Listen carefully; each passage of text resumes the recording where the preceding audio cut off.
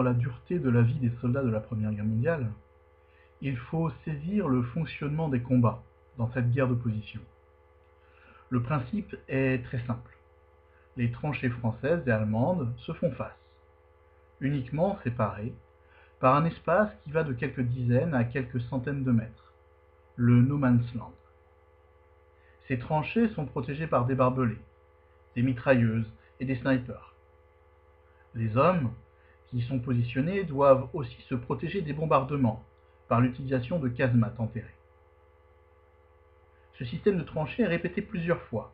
Ainsi, il peut y avoir 2, 3, voire 4 lignes de tranchées successives pour empêcher l'avancée de l'ennemi.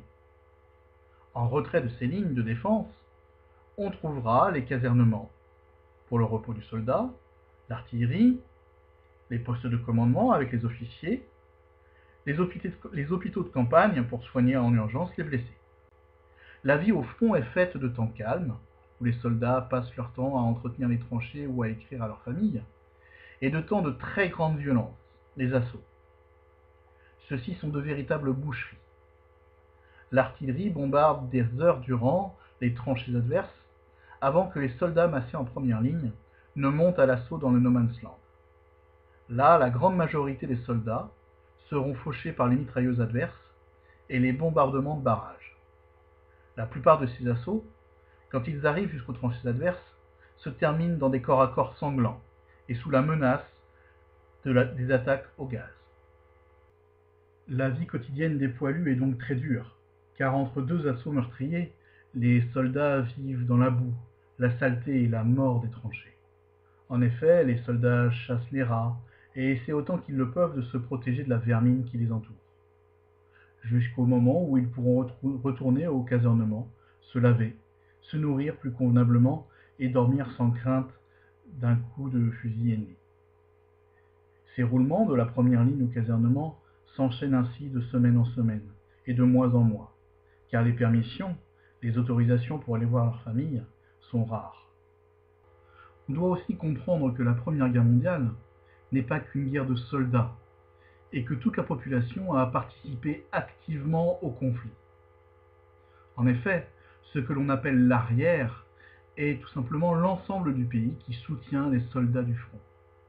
La question est donc de savoir comment l'arrière participe à l'effort de guerre. Tout d'abord, les femmes vont prendre part à la Première Guerre mondiale en assumant de nouveaux rôles. Les hommes étant partis se battre, les femmes vont récupérer leurs emplois. Que cela soit dans les champs, où elles vont travailler au labour, mais aussi en ville, où l'on voit apparaître des femmes taxis, ou même des postières. On voit aussi apparaître un emploi féminin important dans les usines d'armement. Ce sont les fameuses munitionnettes. Enfin, les femmes participent au conflit en tant qu'infirmières dans les hôpitaux militaires. Les enfants aussi participeront à la guerre, en subissant une forte propagande nationaliste, qui leur enjoint de servir le pays et d'encourager leurs pères partis au combat.